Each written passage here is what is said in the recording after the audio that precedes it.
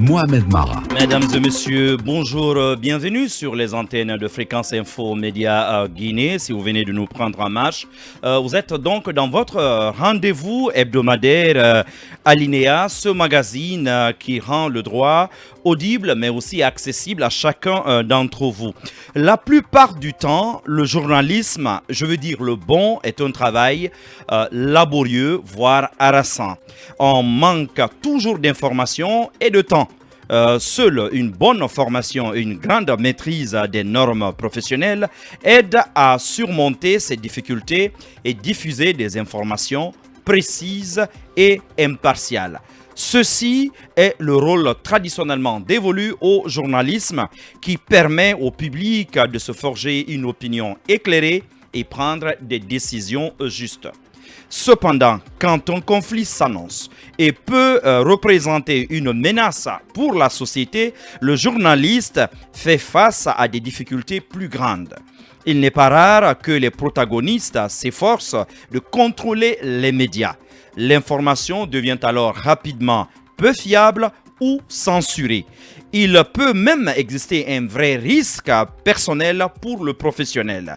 Mais c'est aussi dans ces situations qu'un bon journalisme est primordial. Quelle pratique de journalisme en période sensible ou plus simplement, comment exercer un journalisme sensible au conflit? Qui de mieux placé pour discuter de cette thématique ce jour qu'un formateur chevronné doublé d'un journaliste de renom?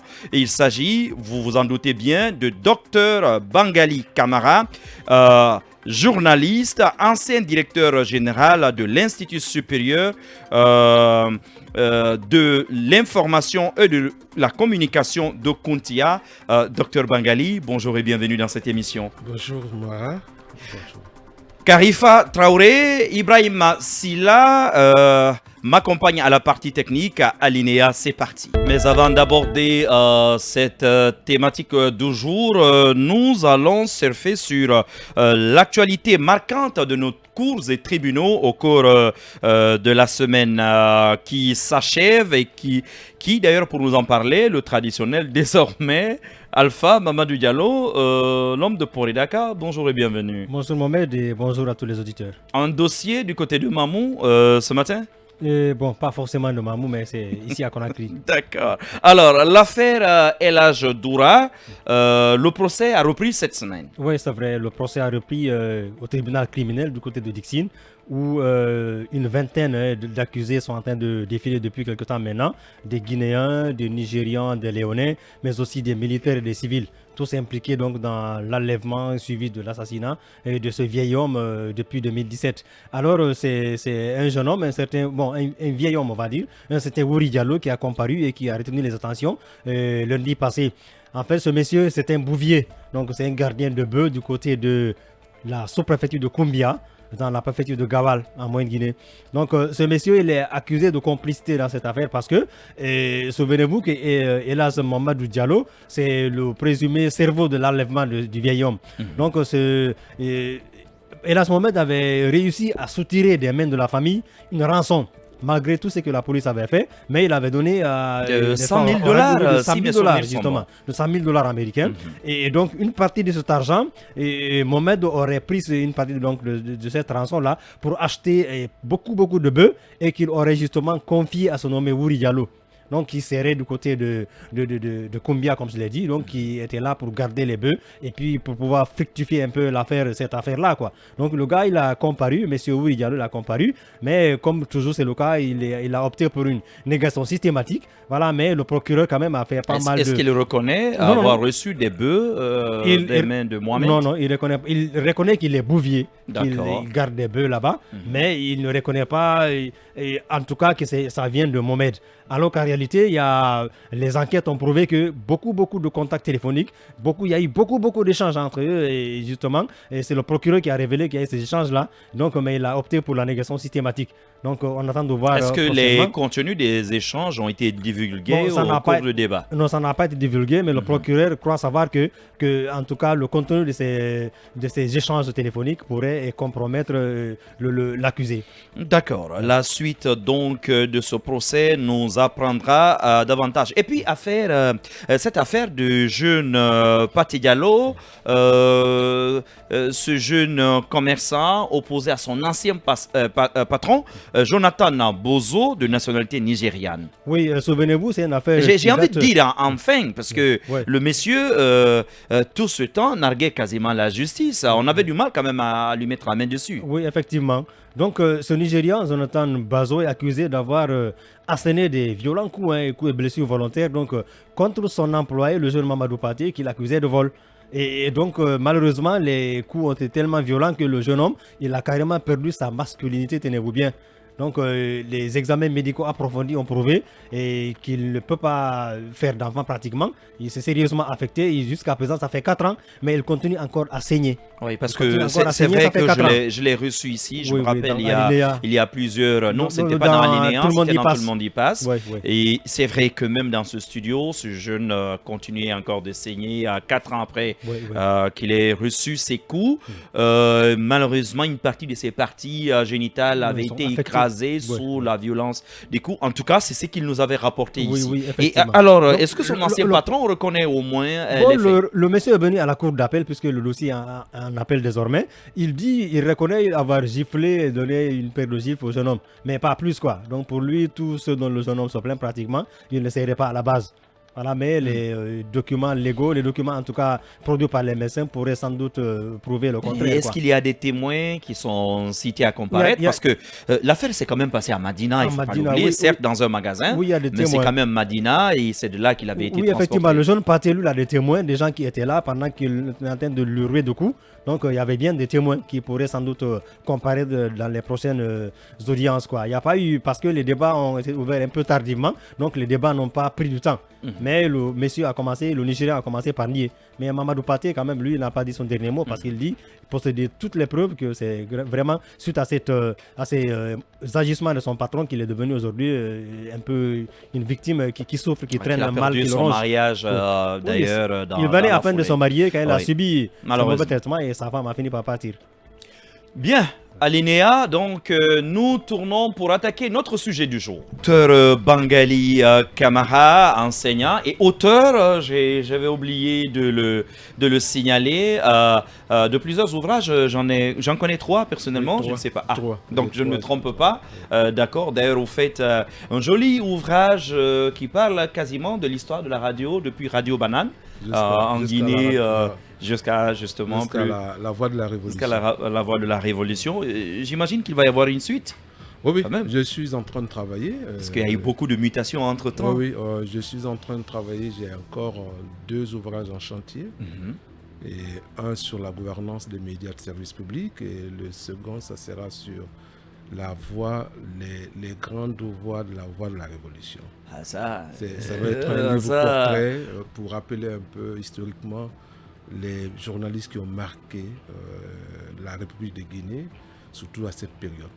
Moi, j'aimerais surtout voir un élément audiovisuel, pourquoi pas, sur les antennes de la RTG, qui nous reviendra quand même sur toute cette histoire, parce que nous, les jeunes, on ignore. Moi, quand vous me parlez de journalistes de la RTG, ma mémoire remonte.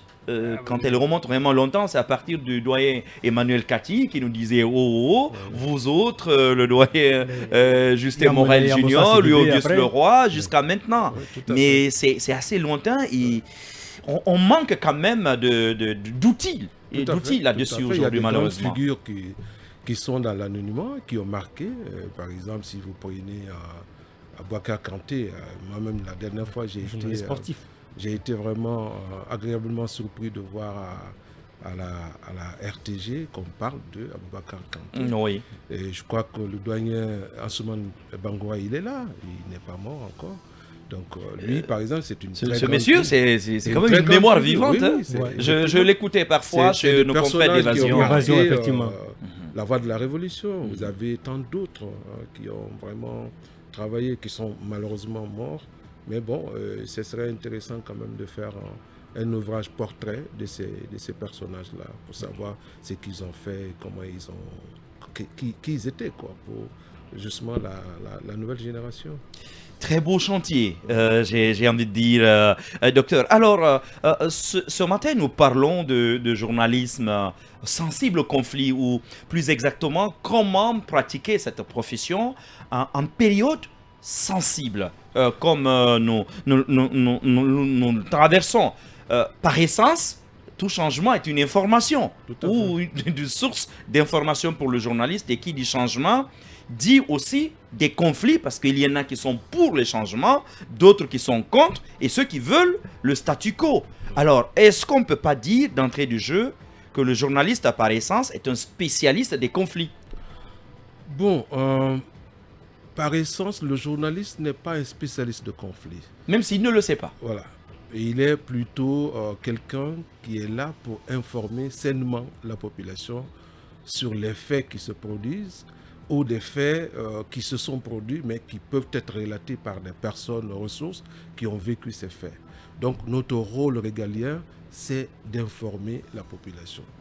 Et souvent vous entendez dans les médias dire oui, le journaliste il est aussi éducateur ou bien il sensibilise. Non, le journaliste n'éduque pas.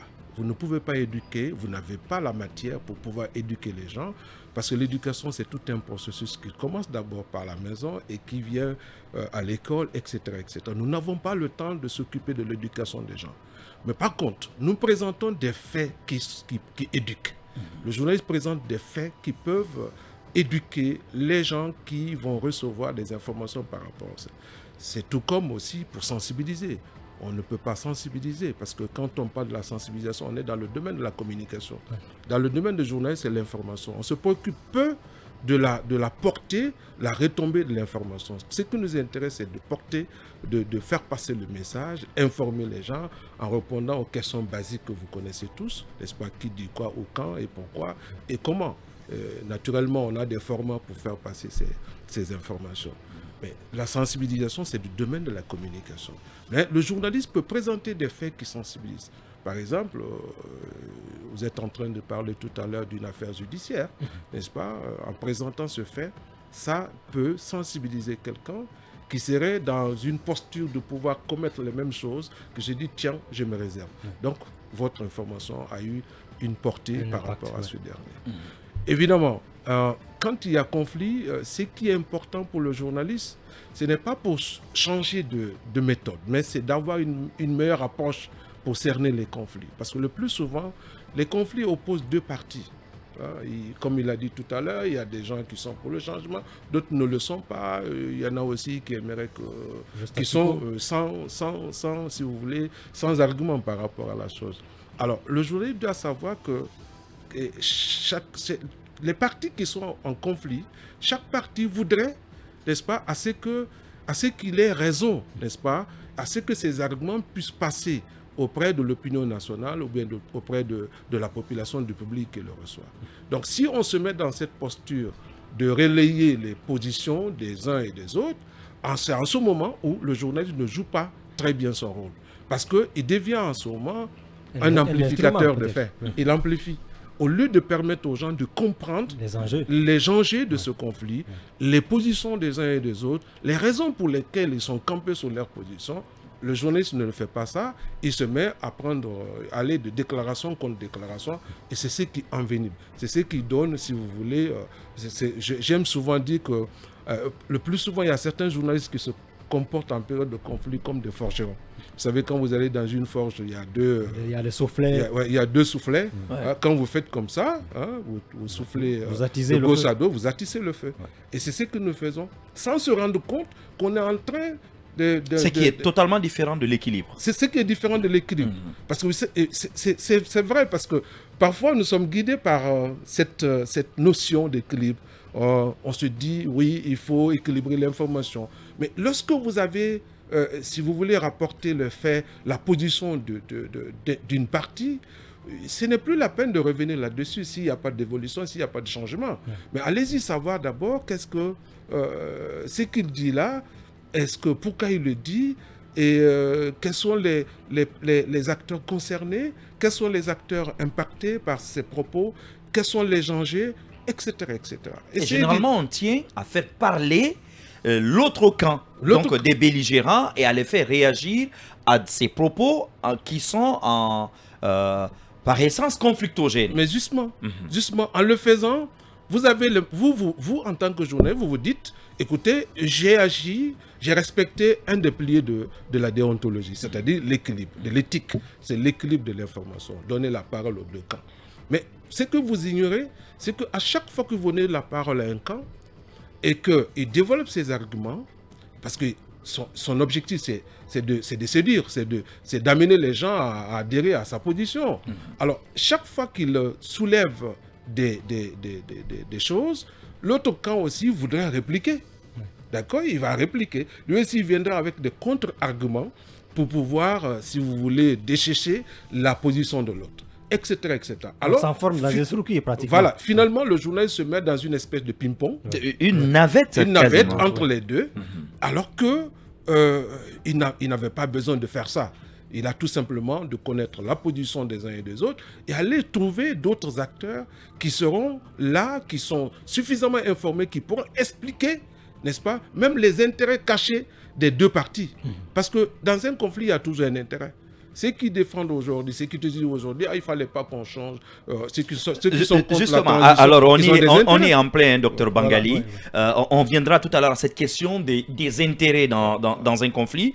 Alors, pour nous qui sommes plus jeunes, quel est votre conseil? Quels sont les prémices, les signes annonciateurs d'un conflit? Comment reconnaître tout de suite que cette situation va déboucher sur un conflit? Et parce que si on ne sait pas les déceler, on ne saura pas les mesures à prendre. Oui, je suis d'accord. En fait, le conflit, c'est une opposition. C'est-à-dire que lorsqu'il y a un fait, et que le fait, parce que le conflit peut avoir beaucoup plus de ramifications, n'est-ce pas? On peut avoir un conflit d'intérêts, on peut avoir un conflit parce que tout simplement on n'est pas d'accord sur une idée, ça peut être conflictuel, n'est-ce pas? Parce que tout simplement on n'est pas d'accord sur la chose, mais ça peut aussi naître d'un fait. Hein? Par exemple, un fait comme par exemple la transition dans laquelle nous sommes maintenant, ça peut être conflictuel. C'est déjà conflictuel parce que... Ça l'est déjà. Ça l'est déjà, parce qu'il y a des camps qui ne sont pas d'accord et d'autres, même si dans la foulée nous avons assisté à l'unanimité quand même de toute la population, toute la classe politique et les associations, tous ont adhéré, mais il y a des franges de la population qui ne sont pas tout à fait d'accord. Donc, c'est un conflit. C'est-à-dire, dès qu'il y a opposition dans les arguments, dans les propos, dans les approches par rapport à une situation de fait, alors, naturellement, il faut tout de suite savoir que vous êtes dans une situation de conflit. Alors, il faut faire attention.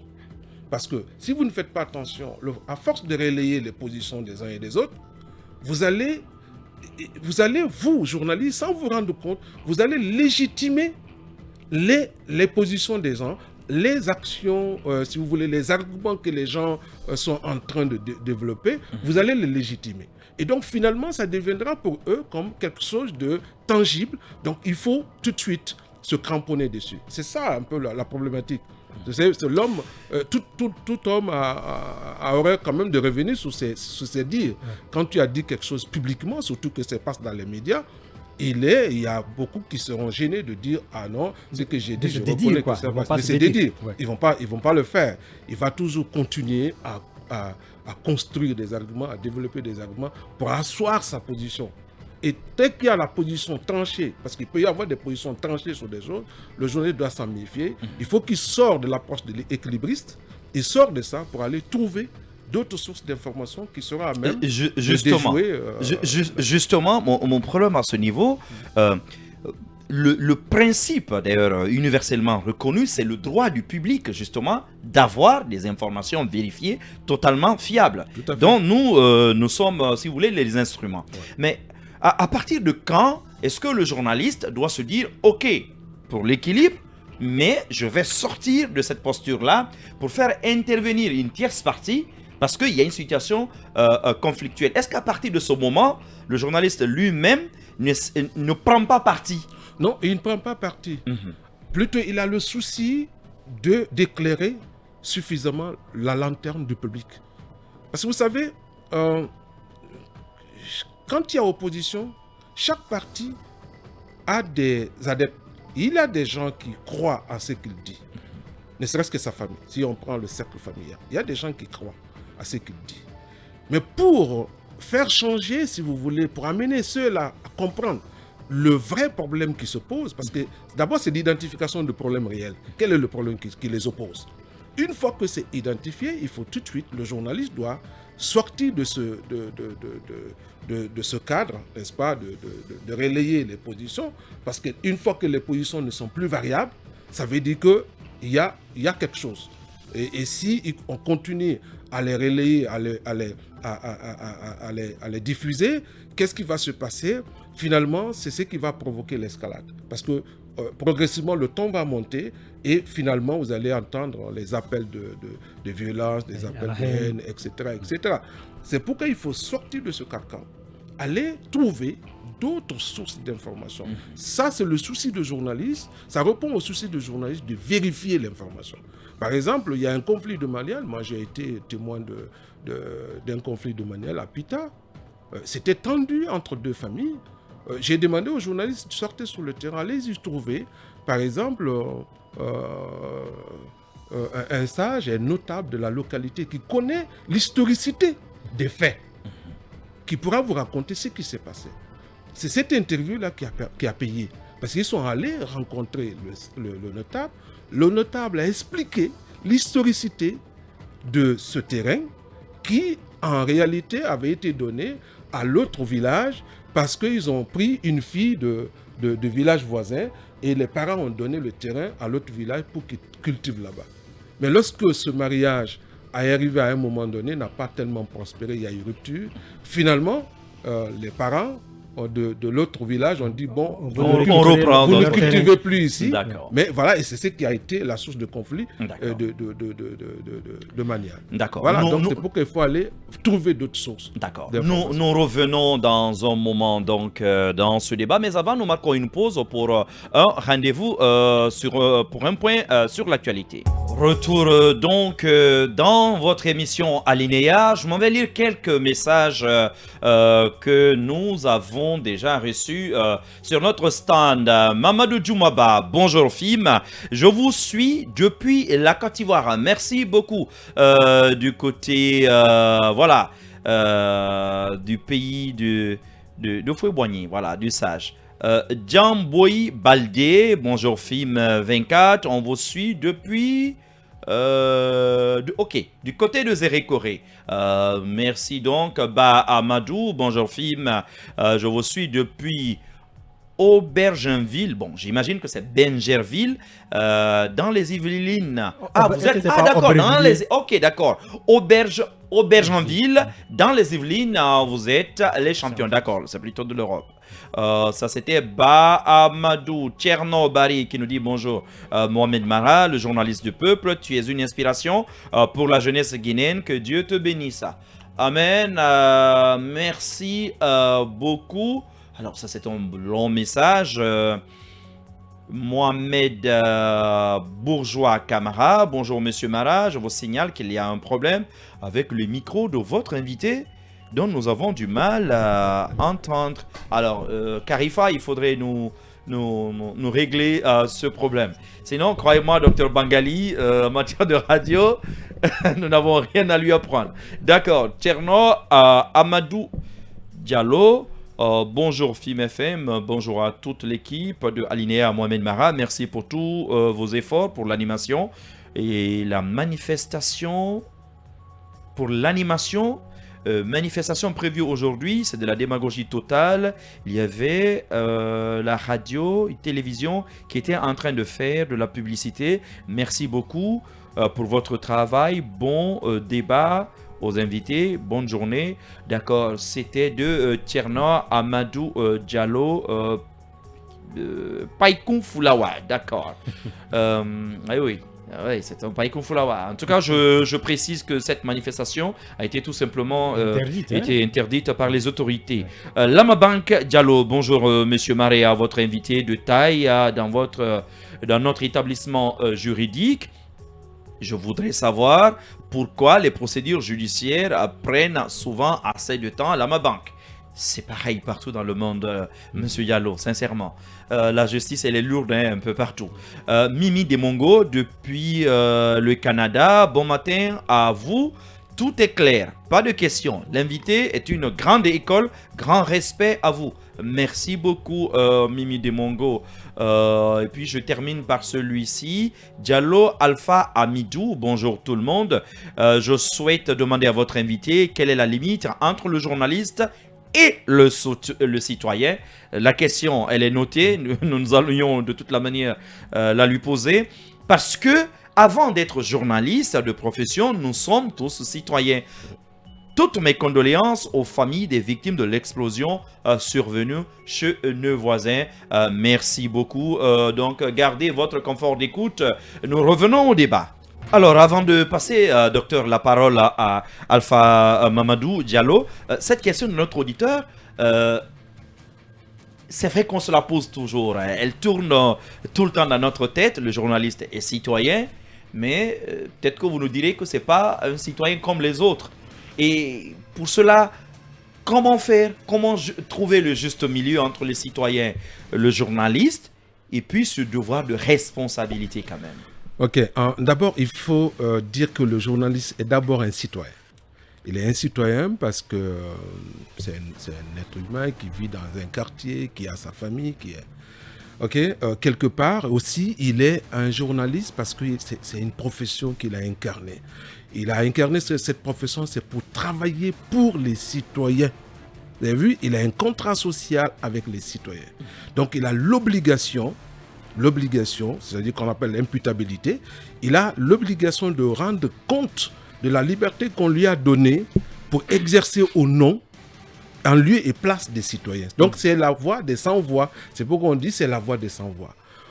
Qu'est-ce qui le différencie des citoyens lambda? Ce n'est autre que les moyens par lesquels ils s'expriment. C'est-à-dire, comme nous sommes à la radio porte sa voix loin, partout, à travers le pays, même en dehors du pays. À la télévision, il s'improvise dans le salon des gens pour présenter son journal ou pour raconter ce qui s'est passé. Donc, c'est en cela, peut-être qu'il différencie du citoyen lambda qui attend de lui. Autre chose qu'il faut ajouter dans ce qui le rend un peu exceptionnel, c'est parce que c'est quelqu'un, pour le citoyen ordinaire, qui a un autre regard, aussi bien sur les faits qui se produisent, mais également les citoyens ont un autre regard sur lui-même, parce qu'on lui fait extrêmement confiance que parfois, il n'a pas droit à faire de n'importe quoi. C'est pourquoi, dans les écoles, je suis souvent rigoureux là-dessus, il faut que le journaliste ait un comportement exemplaire. Parce que lorsqu'un journaliste sort à la télé ou bien parle à la radio, déjà, beaucoup d'auditeurs, beaucoup de personnes vont s'identifier à lui. Ils vont lui porter une confiance absolue. Et il serait quand même dommage de rencontrer par la suite ce monsieur dans un cabaret ou bien en train de se promener dans une tenue indécente, n'est-ce pas? Et ça serait décevant. Je vous raconte juste une histoire. J'ai eu l'occasion de travailler à la radio-télévision marocaine pendant 3 ans et demi. Alors, je faisais des émissions culturelles africaines. D'ailleurs, j'ai été l'initiateur de ces émissions sur les antennes de la RTM. Alors, un jour, il y a une fille qui s'est déplacée de Oujda, ceux qui connaissent Oujda, pour venir jusqu'à Rabat, pour me rencontrer, parce que tout simplement, tous les soirs, je suis dans son salon, je lui parle des faits, je lui donne de la bonne musique, je lui parle de la culture africaine, je lui parle des réalités africaines. Et imaginez, quand elle est venue, Oujda, Rabat, ça fait toute une nuit dans le train.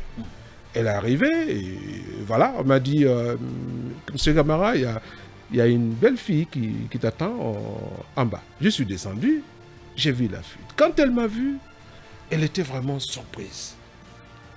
Quelque part, j'ai lu un peu le désarroi dans son visage, parce qu'elle pensait que c'est lui qui le parlait tous les soirs, c'était un blanc. C'était un blanc. À la radio, en fait. À la radio. Ouais. Parce que peut-être mon accent, Oui. il a pensé que c'était un blanc. Donc il s'est déplacé uniquement pour venir faire ma rencontre. Voyez-vous un peu ça? C'est-à-dire qu'elle était tellement bercée, elle était tellement rassurée enfin, elle dissait tellement ce que je lui disais, donc elle se disait, donc il faut que je rencontre ce monsieur.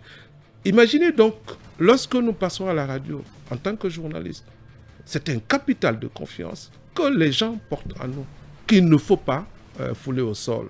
Donc, on doit avoir un comportement exemplaire. Donc, à mon sens, ce que vous dites est tellement vrai. Nous qui sommes surtout, qui faisons du journalisme politique, parfois j'ai l'impression que la charge est tellement énorme que c'est un véritable sacerdoce. On perd sa liberté quasiment, on en a l'impression, parce qu'il y a des endroits où on ne peut plus aller. Nous sommes esclaves de nos auditeurs. Vous ne nous voyez ni dans les restaurants, ni dans les hôtels. Là où tout le monde va, vous ne pouvez pas. Vous cessez d'être un citoyen lambda, et parce que simplement, vous savez que, pas parce que vous avez peur de quelque chose, mais vous savez que vous êtes jugé sur ce que vous portez, ce que vous dites en dehors de votre travail. En plus de ça, c'est que votre comportement peut être, si vous voulez, positivé par quelqu'un d'autre, surtout quand c'est un comportement négatif. Imaginez, par exemple, ce que je dis souvent aux étudiants. Lorsque vous vous présentez à la télé, par exemple, dans une tenue indécente. On en parlait, j'écoutais la dernière fois une émission qui parlait de vous. D'ailleurs, justement, au cours de la semaine, j'ai entendu certains de vos anciens étudiants dire que vous étiez intransigeant sur cette question en faculté. Parce que imaginez quand vous le faites, pour les citoyens lambda qui vous regardent à la télé, et tout de suite, il se dit, ah bon, c'est faisable. Il le prend tout de suite, il va imiter. Il va prendre ce accoutrement comme étant un modèle parce que c'est porté par une star, un journaliste de surcroît. Ça veut dire que c'est cette confiance-là qu'il ne faut pas perdre, n'est-ce pas, aux yeux des citoyens lambda. Donc, en réalité, en résumé, le journaliste, il est citoyen, mais c'est un citoyen un peu extraordinaire. Oui, docteur, on parle justement de l'existence des conflits. Et dans les conflits, il y a souvent des intérêts divergents, on a dit, que chacun défend. Alors le journaliste qui tente justement de trouver d'autres voies pour mieux éclairer, est-ce que lui aussi ne doit pas faire preuve d'autocensure, voire même, est-ce que la censure même ne peut pas intervenir dans ce sens-là? Bon, dans cette démarche, il ne devrait pas y avoir de censure parce qu'il est en train de rechercher l'information. Le conflit, le fait conflictuel est déjà là. Il a déjà identifié le fait. Parce que le premier travail, d'abord, c'est identifier le fait conflictuel. Les positions des uns et des autres sont des positions qui sont subjectives. On ne peut pas... Et quelquefois figées. Voilà, quelquefois figées. On ne peut pas les valider tout d'un coup. Donc, c'est justement le journaliste doit chercher à comprendre qu'est-ce qu'il y a derrière les positions.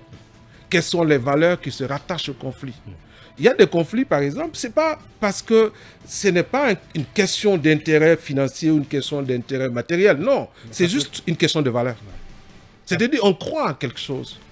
J'aime souvent dire aux gens, quand, par exemple, votre voisin, il est un militaire, il est très fort, il gifle votre femme. Quand vous arrivez à la maison, qu'est-ce que vous ferez? Sachant bien qu'en vous jetant sur le militaire, là, il va vous frapper. Mais vous trouverez des gens qui vont dire, écoutez, c'est ma femme. Donc, l'honneur. Il voit son honneur, c'est ça la valeur. C'est cette valeur-là peut le pousser à se jeter sur le monsieur. Vous avez vu? Donc, dans les conflits, il y a les valeurs. Il faut identifier les valeurs. Il faut que les valeurs soient... Ça pourrait être le déclencheur. C'est-à-dire vers un dialogue, vers une solution, vers un terrain d'entente. Une fois qu'on a identifié, c'est pourquoi on doit s'interroger sur on doit aller vers des personnes ressources qui connaissent les réalités de ce conflit, l'historicité des faits, qui en savent beaucoup plus. Nous avons eu les cas lorsqu'il y a eu les informations sur l'augmentation du prix du carburant. À un moment donné, le gouvernement était très agité là-dessus. On va augmenter. Mais lorsque nous avons eu, par exemple, le docteur Ousmane Kaba, qui connaît le dossier, qui est venu témoigner, celui d'Allah est venu démontrer, expliquer par A plus B que lorsque vous payez 1 litre de carburant, vous donnez à l'État 26%. Donc, ça fait... Moi, à partir de là, j'ai commencé à calculer chaque fois que je dis je paye à l'État quelque chose parce que je paye le carburant. Et puis, en plus, le dernier, Sidia, est venu couronner tout. C'est ce qui a fait que le gouvernement a reculé. a reculé. Parce que l'information L'information était là, c'est-à-dire exact, qu'on a accessible. découvert les intérêts qui étaient derrière ça. Sinon, les premières informations nous faisaient comprendre que l'État dépensait plus de 140 milliards en termes de subventions pour le carburant. Alors qu'en réalité, il n'y avait rien de derrière tout ça. Donc vous avez vu, c'est pourquoi le journaliste doit être un peu fin, fouineur, méticuleux, aller demander des personnes ressources qui en savent plus sur la chose pour qu'ils puissent avoir l'éclairage sur la question. Parce qu'une fois que le conflit est expliqué, une fois que les enjeux du conflit sont exposés, une fois que les intérêts cachés sont exposés, ça amène naturellement vers un dialogue, vers un terrain d'entente. C'est pourquoi nous devons avoir cette approche. J'ai dit souvent aux journalistes, lorsqu'il y a un conflit, arrêtez de courir derrière les gens pour prendre leur déclaration, telle a déclaré aujourd'hui, et puis demain, telle aussi contre-déclaration. Bien souvent, on envenime la situation. Voilà, vous envenimez comme ça. Arrêtez, vous avez compris. Vous ne pouvez venir vers eux, c'est lorsque leur déclaration évolue, leur position évolue, vers une recherche de solution, vers une autre position. Là, en ce moment, vous pouvez venir pour ça, pour mettre ça à la porte. D'accord. Voilà. Alors, les médias, à vous entendre, ont un pouvoir, j'ai même envie de dire, sont ton pouvoir. Bien sûr. Tout simplement. Mais quel rôle donc dévolue aux médias en période sensible ou en période de crise? En période de crise, les médias... Est-ce que les médias, derrière médias, est-ce qu'on peut entendre médium, voire médiation en cette période-là? Ou alors le journaliste, attention, n'est pas un médiateur, il doit se contenter stricto sensu de son rôle. Nous ne faisons pas de médiation, nous sommes des journalistes tout court, nous informons. Nous essayons de trouver des bonnes informations à mettre à la disposition de la population. Nous essayons de faire en sorte que le conflit qui est posé puisse, que les citoyens puissent comprendre, si vous voulez, les tenants et les aboutissants de ce conflit. Parce que ce n'est pas nous qui décidons. Justement, c'est l'erreur que nous commettons souvent. Nous donnons cette responsabilité de décider à la place des citoyens lambda. Non. Apportons-leur des informations, de la bonne information, il leur revient de décider. Ce n'est pas nous. Ou de juger. Ou de juger. C'est à eux de juger. Mais vous voyez, par exemple, dans certains débats, je suis souvent certains journalistes, dans les débats, ils ont des prises de position. Surtout les talk shows. Voilà. Ouais, des émissions interactives. Bon, le talk show, les talk shows souvent. Voilà, le talk show, parce que souvent les gens ne connaissent pas, les gens ne connaissent pas quel est si vous voulez, la nature de talk show. C'est-à-dire quelle est son orientation. En fait, il est comme ça. Le talk show est communicationnel, il n'est pas journaliste. Voilà. C'est communicationnel. C'est juste confronter les gens à des situations pour voir comment ils peuvent s'en sortir. C'est pourquoi généralement, quand vous finissez, quand vous réussissez un talk show, on dit « Ah, vous avez été... » Parce que ça augmente l'audimat.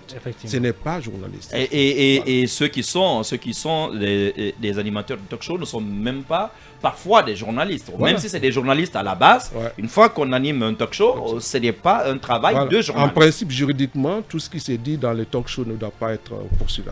Carrément. Ah bon? Juridiquement. On ne doit pas les poursuivre. Ah oui, aux États-Unis, en tout cas, ça ne se fait pas. Hein. C'est comme ça. Pour ceux qui connaissent l'esprit de talk show, le talk show, vous n'êtes pas tenu de venir. Si on vous invite, vous savez que vous avez un tempérament qui ne vous permet pas de supporter les injonctions des journalistes, alors ne venez pas. D'accord? Et vous n'êtes pas obligé aussi dans le talk show de répondre à toutes les questions. C'est que les gens ne comprennent pas. Hein? Si une question... J'ai suivi par exemple un talk show de Bill Clinton aux États-Unis, lorsqu'il y a une fille qui a appelé, il a dit que bon, ils ont eu des aventures, etc., qu'il y a eu des trucs. Bill l'a regardé, mais enfin, à l'époque, il a regardé, il dit, mademoiselle, il dit, madame, vous êtes tellement belle, si à l'époque on s'était rencontrés, je crois qu'on aurait fait une bonne histoire ensemble. Vous avez vu comment il a donné la réponse? Voilà. Quand la question a été répondue de façon très subtile, c'est ça l'esprit du talk show. C'est de savoir sortir des situations embarrassantes en répondant de façon... Mais c'est aussi de déterminer un peu quelle est la température des acteurs, enfin leur tempérament par rapport à certaines situations. Oui, mais on revient au pouvoir des médias en période sensible. Comment comprendre, exercer ce pouvoir? On a une influence, qu'on le veuille ou non, bien sûr, sur tous les acteurs et toutes les parties prenantes à un conflit. Alors, comment utiliser à bon escient ce pouvoir-là et surtout comment jauger de notre influence sur les différents acteurs je crois que dans un conflit? Ça, c'est tout simple. C'est tout simple. C'est de chercher un peu si vous voulez, à démonter leur position. En quoi faisant? En allant trouver des acteurs concernés ou des acteurs affectés ou des acteurs impliqués dans le conflit. Alors, prenons par exemple les acteurs concernés. Dans un conflit, les acteurs concernés, les médias font partie. Parce que c'est tous les acteurs qui peuvent influencer le conflit ou qui peuvent influencer les parties qui sont en conflit. Un acteur concerné, ça peut être la société civile. Ça peut être, je ne sais pas, les syndicats. Les syndicats. Ça peut être les ONG, les ONG, etc. C'est aller les écouter. Par exemple, je peux être derrière ma position, braqué sur ma position, et quand je vais, par exemple, entendre les explications d'un expert à la matière et qui va expliquer comment la chose là se présente, qui va me dire tous les enjeux de la chose, si je ne quitte pas ma position, qu'est-ce qui va se passer? Ceux-là qui me soutiennent, c'est eux qui vont comprendre. Parce que notre objectif, c'est de faire comprendre à ceux-là. Ce que vous êtes en train de suivre là, c'est une bonne chose ou c'est pas une bonne chose. C'est à eux de décider. Mais lorsqu'ils comprennent la situation, tout de suite, ils commencent vraiment à changer de comportement, à se stabiliser, si vous voulez, par rapport à la situation. Donc c'est ça, nous, notre rôle. Notre rôle, c'est aider les populations, le public, à comprendre les tenants et les aboutissants. Notre rôle, c'est de faire parler les acteurs. Notre rôle, c'est de donner la voix au conflit. C'est-à-dire faire exprimer, n'est-ce pas, les gens qui sont acteurs de ce conflit, ou bien qui sont impactés par le conflit.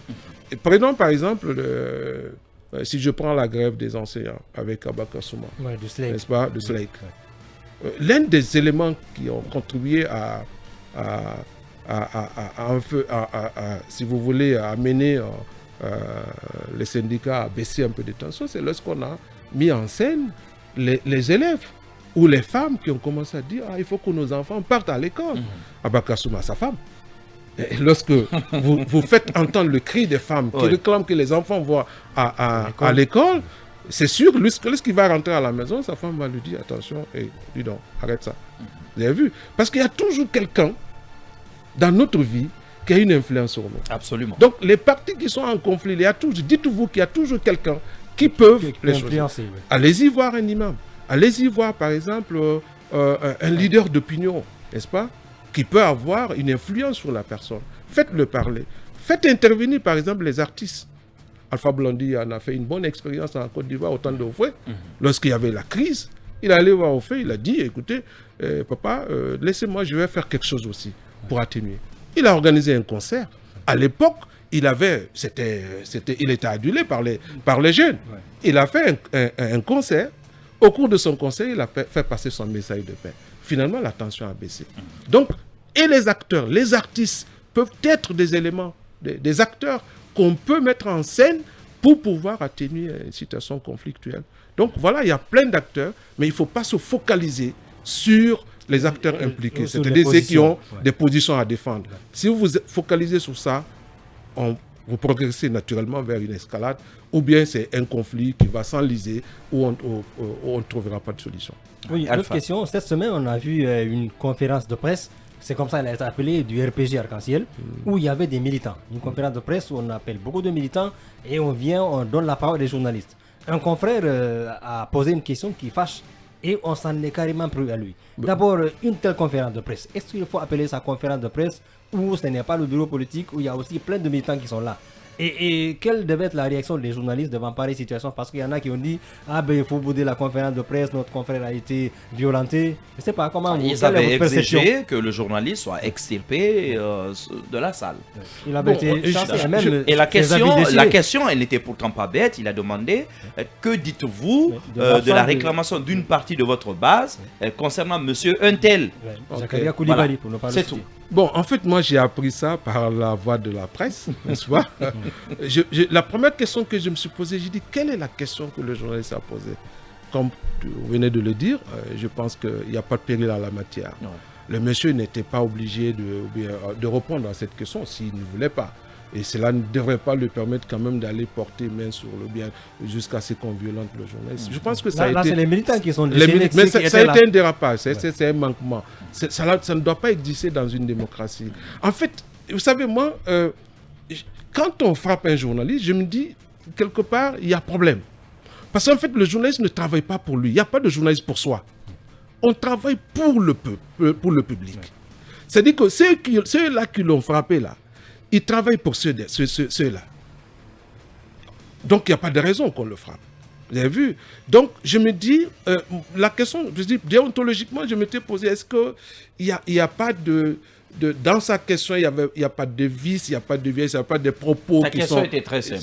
Voilà, il a vu une partie du directoire Voilà. là, Ouais. certains des éléments n'étaient pas présents, Ouais, voilà. donc il s'interrogeait simplement Voilà. sur Donc, la là, véritable je raison dis- de l'absence. Je dis la solidarité, Voilà. d'ailleurs, il y a une forte solidarité de la presse autour de ça et je pense que les gens ont reçu la dose qu'il fallait, n'est-ce pas? Donc, mais sinon, je ne suis pas aussi pour l'idée qu'il faut peut-être bouder la salle et quitter. Non, c'est un Parce qu'il fait. y a des confrères qui sont vraiment déchaînés sur les réseaux sociaux pour dire que les journalistes ont manqué de confraternité, qu'il fallait carrément quitter et laisser tomber. Oui, la d'accord. conférence de Mais presse. je me dis c'est un fait. Oui. Le journaliste court.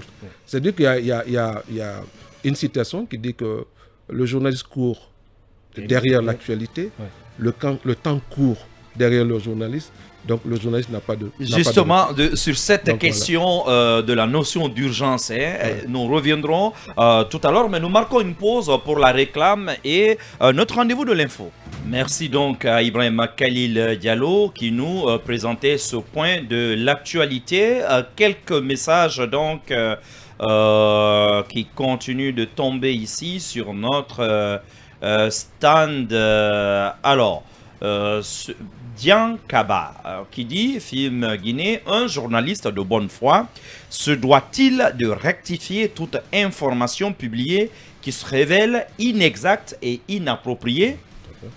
Tout à fait, répond Dr Bangali. Question basique donc. Alors, Souleymane Dembélé, fidèle auditeur de cette émission. Bonjour Mara et bonjour à votre invité. Ma question porte sur l'impartialité du journaliste parce que à entendre certains journalistes sur certains plateaux, on a l'impression qu'ils sont membres d'un parti politique. Qu'en pensez-vous, docteur? Oui, bon, le journaliste doit être impartial, parce que là, si vous traitez un fait, il ne faut pas que vous traitez le fait en présentant un seul côté. Il faut présenter les deux côtés et faire en sorte que vous ne vous retrouvez pas dans les faits. C'est pourquoi on dit le journaliste, il est contact de distance. Lorsque vous collectez les informations, vous devez regarder et vous devez éviter de vous retrouver, de faire réjaillir vos appréhensions sur votre texte. Présentez les faits tels qu'ils sont et tels que vous les avez posés. D'accord. Voilà. Alors, Mamadou Abou Saïdeba, et bonjour Mara et bonjour à votre invité. Je vous le jure, je n'arrive plus à me passer de film FM. Je fais l'université, mais cette radio, ces émissions et les intervenants, c'est du haut niveau. Que Dieu vous protège. Merci beaucoup à cet auditeur. Alpha Barry qui nous dit ceci. Bonjour Mohamed Mara et bonjour à toute votre équipe. J'aimerais vous demander d'inviter Monsieur Camara chaque fois car il est une bibliothèque. La Guinée n'en manque pas de 4 du tout. Je demande à tous les Guinéens de s'aimer, de se pardonner. Je veux poser une question. Pourquoi en Guinée, si les personnes ne démissionnent jamais quand une justice est déclenchée contre eux, ils restent toujours en poste pendant que la justice est derrière eux, comme le cas du 28 septembre 2009, Alpha Omar Bari, depuis Birmingham, Angleterre, au Royaume-Uni. Je vous le promets, les questions de droit reprendront droit de cité ici à partir de samedi prochain. Alors, j'avais une question relative justement à la notion d'urgence. J'y suis, Dian Kaba. Film Guinée, la notion d'urgence dans la diffusion d'une information ou d'exclusivité devrait-elle l'emporter sur le sérieux de l'enquête et la vérification des sources d'un journaliste? J'imagine que non. Non, bon, écoutez, quelle que soit l'urgence, lorsque vous n'avez pas la certitude des faits que vous voulez porter à la connaissance du public, alors gardez un peu votre patience jusqu'à ce que vous recoupez au moins auprès de 3 sources. Et en ce moment-là, vous pouvez balancer l'information en citant les sources ou carrément, parfois en le mettant au conditionnel lorsque vous n'avez pas la certitude. Voilà. D'accord. Alors, docteur, le public a le droit de savoir, de tout savoir. Est-ce que le public a le droit de tout savoir? Autrement dit, est-ce que le journaliste, à un moment donné, doit se dire, tiens, oui, je sais peut-être les 80% de cette situation, mais si je divulgue tout ce que je sais, je peux mettre le feu à la cité ou je peux créer d'autres problèmes. Bon, est-ce que le public a le droit de tout savoir? Bon, en fait, vous savez, en matière de l'information, quand vous regardez les articles qui ont été dits à ce niveau, quand on prend la Déclaration universelle des droits de l'homme, ou quand on prend le pacte international relatif aux droits civiques et politiques, ou quand on prend la déclaration de l'Union européenne par rapport à tout ce qui est en matière de... Ou même la charte de Munich. Oui, la charte de Munich, par exemple, par rapport à au droit de l'information. C'est vrai, par principe, le public a droit à l'information, par principe. Mais la question qui se pose, est-ce que le public a droit à toutes les informations? C'est un peu cette problématique qui a opposé à un moment donné les rédacteurs de ces textes lorsqu'on a donné la possibilité. Parce que quand on dit droit à l'information, ça veut dire qu'il n'y a pas de limitation, il n'y a pas de frontières. On doit accéder à toutes sortes d'informations. Mais cela, naturellement, est confronté à d'autres réalités. Information accessible, il faut bien préciser. C'est ce que je voudrais dire. Hein, parce que tu ne peux pas, par exemple, certaines informations qui sont de la sûreté nationale, qui sont qui relèvent de la sécurité ou qui relèvent du secret d'État, vous ne pouvez pas mettre ça à la portée du public. Même si par accident, vous les découvrez. Vous les avez.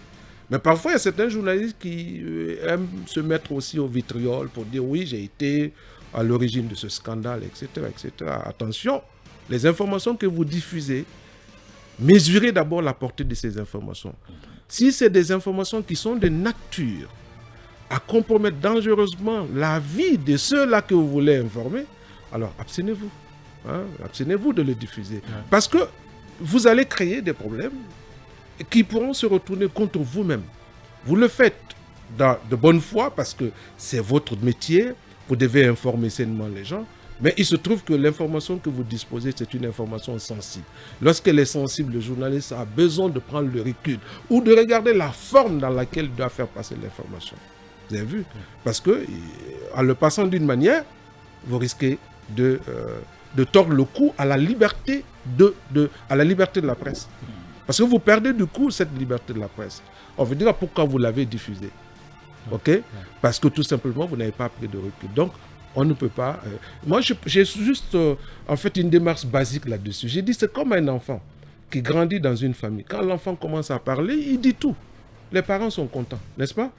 Ça, il a le droit de s'exprimer. Et d'ailleurs, on est content que l'enfant s'exprime.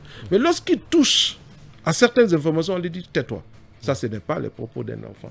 Voyez-vous, vous savez, il ne faut pas diffuser des informations qui se heurtent à des cultures, à nos cultures, à nos réalités. Le plus souvent, on a tendance à fouler nos propres réalités au sol, sachant que c'est là où il y aura la résistance.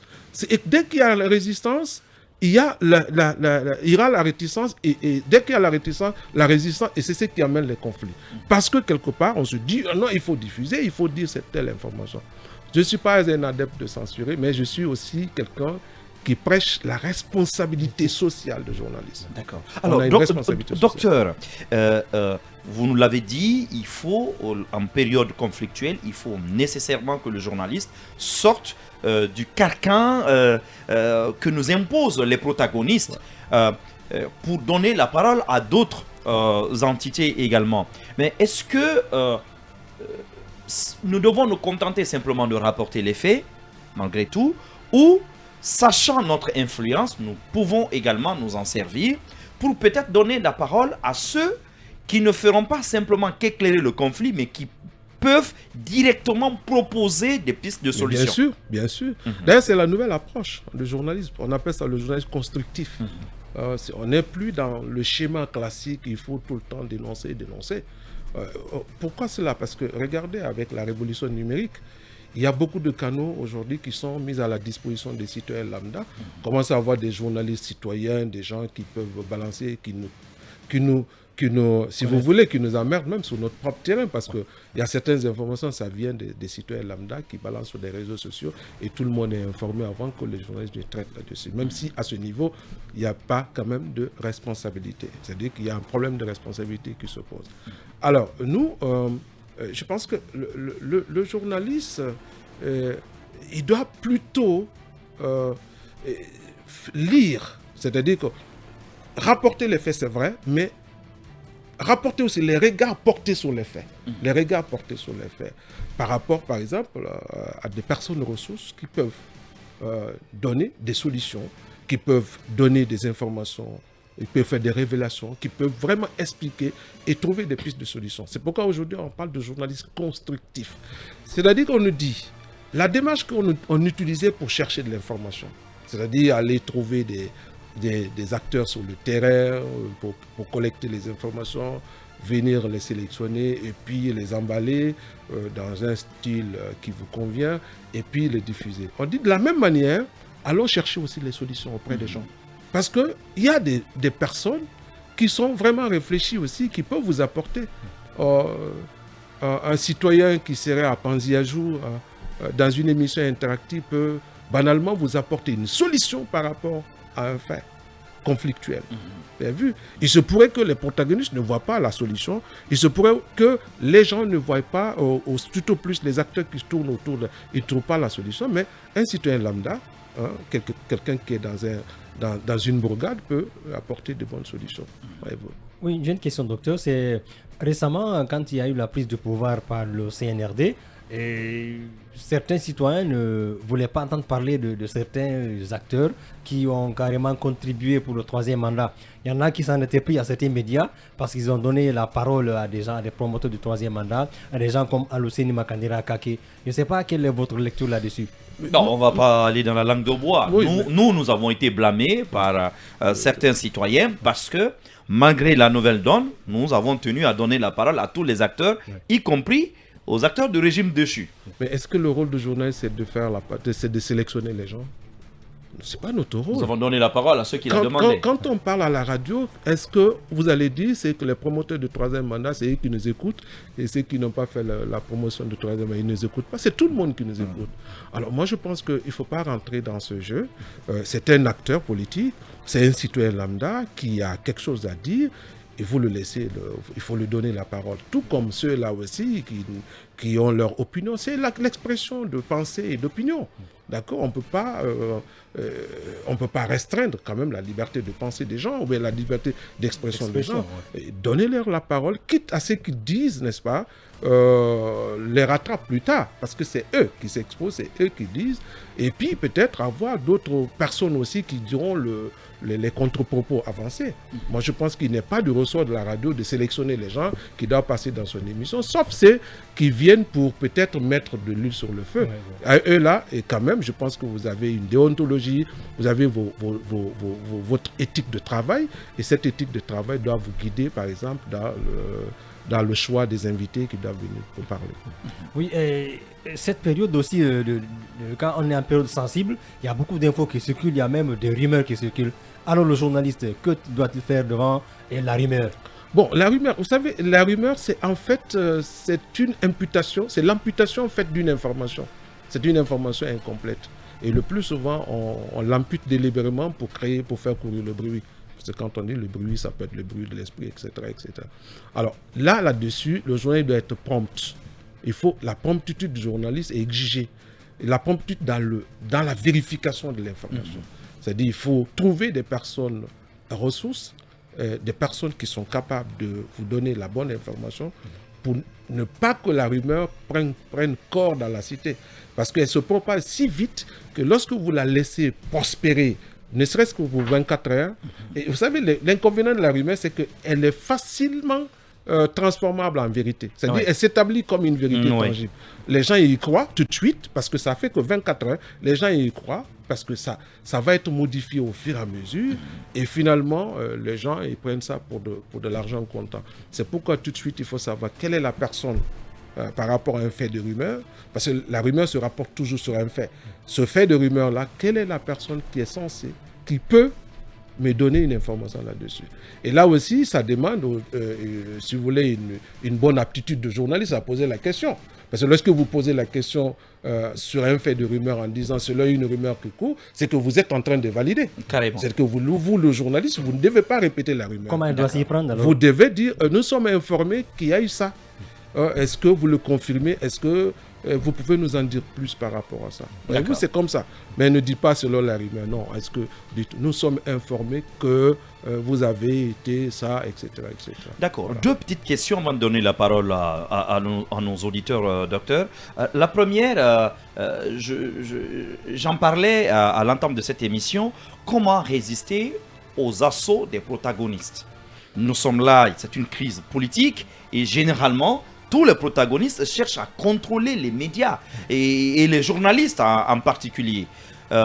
Vous avez, dans ces cas-là, quelques journalistes, pour plusieurs raisons, qui penchent en faveur d'un camp ou de l'autre. Et puis, ces grands partis politiques, le gouvernement, les services de sécurité, tout le monde prend d'assaut les médias et veulent vous contrôler. Comment sortir de cette sorte de guépier? Et puis, ma dernière question, donc la deuxième, elle porte sur la sécurité physique même des journalistes. Ouais. En période de conflit, il faut savoir que le risque est accru pour la sécurité personnelle d'ailleurs des journalistes, et souvent le grand public, lui, il ne le perçoit pas. Comment faire? Quel conseil donneriez-vous à un journaliste en période de conflit pour préserver à la fois son intégrité morale, d'accord, face aux assauts, mais aussi physique? Ok. Alors là, d'abord, par rapport au risque, la préservation de son intégrité. Alors, la première des choses, c'est de rester responsable. Il faut qu'il soit suffisamment responsable. Parce que le risque vient lorsque le journaliste tente de balancer d'un côté.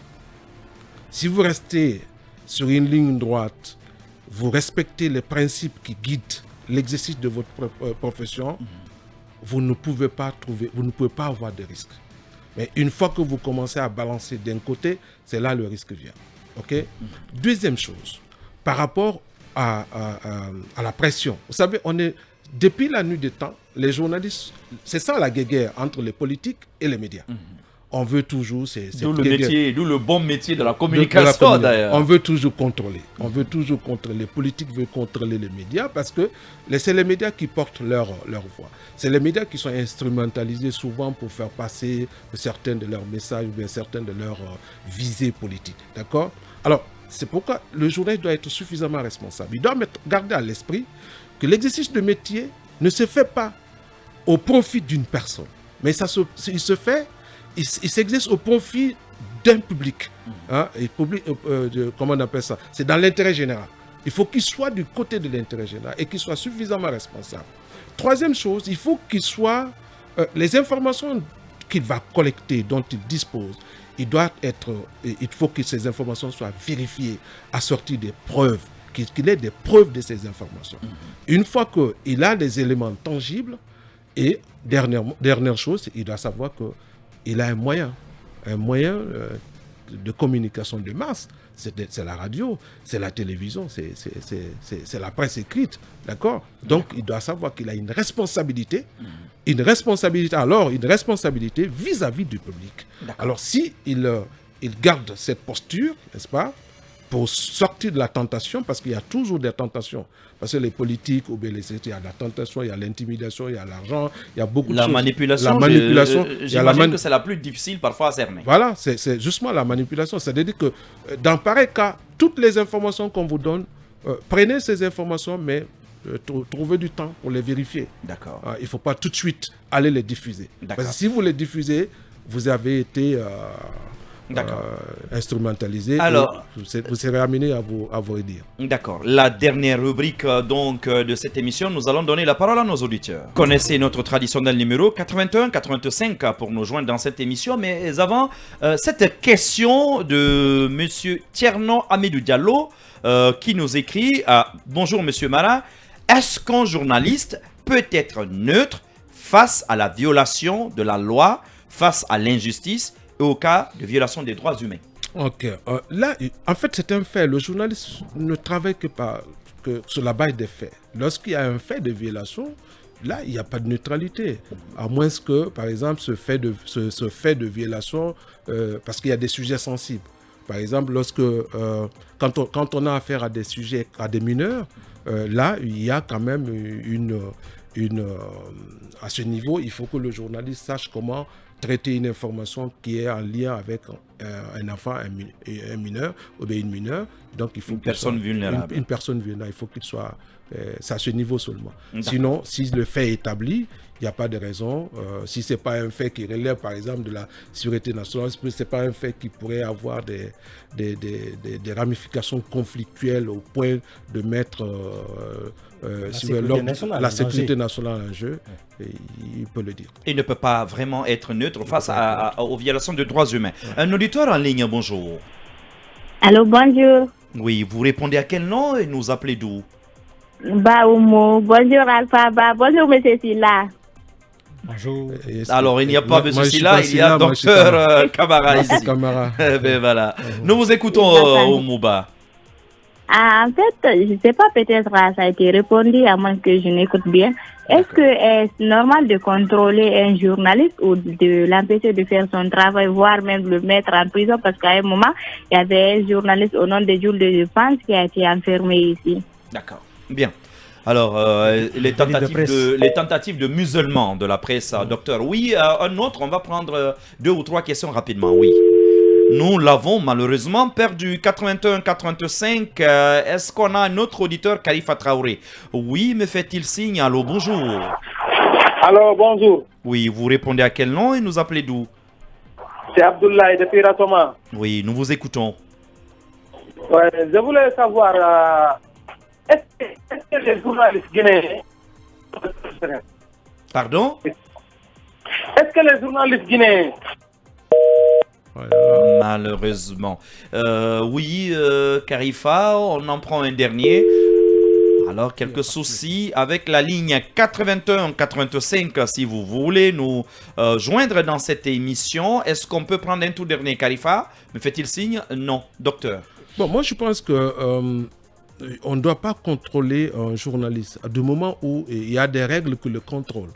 L'exercice de métier de journaliste obéit aux règles d'éthique et de déontologie. Déjà, il y a aussi des règles qui sont souvent dans certains, on appelle le code d'éthique de la radio, de l'organe de presse en question.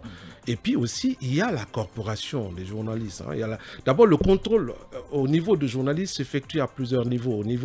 D'abord au niveau interne. Au niveau interne. Parce que lorsque vous écrivez un papier, ça ne vous appartient pas. Oui. Même si c'est signé par... c'est votre nom qui est à la signature, mais ça ne vous appartient pas, ça appartient à la rédaction. Donc à ce niveau, à partir du moment où on a déterminé l'angle de traitement, à partir du moment où on a identifié le sujet, le rédacteur en chef a validé, le papier ne t'appartient plus. Donc, mais souvent, il y a des tentatives de musellement de la presse parce que c'est de bonne guerre. Vous savez, le journaliste, c'est comme le sorcier et celui qui voit les sorciers. Donc, on a toujours tendance à dire des choses que les gens ne veulent pas qu'on dise. Mais nous parlons que dans l'intérêt général, dans l'intérêt du public, pas dans l'intérêt d'une personne.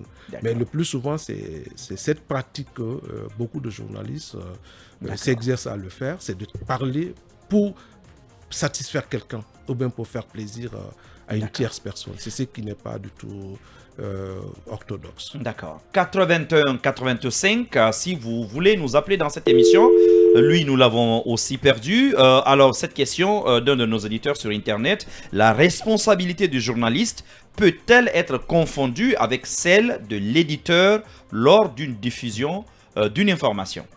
Bon, vous savez, c'est des conflits récurrents parfois, hein, surtout en période de crise ou en période de campagne.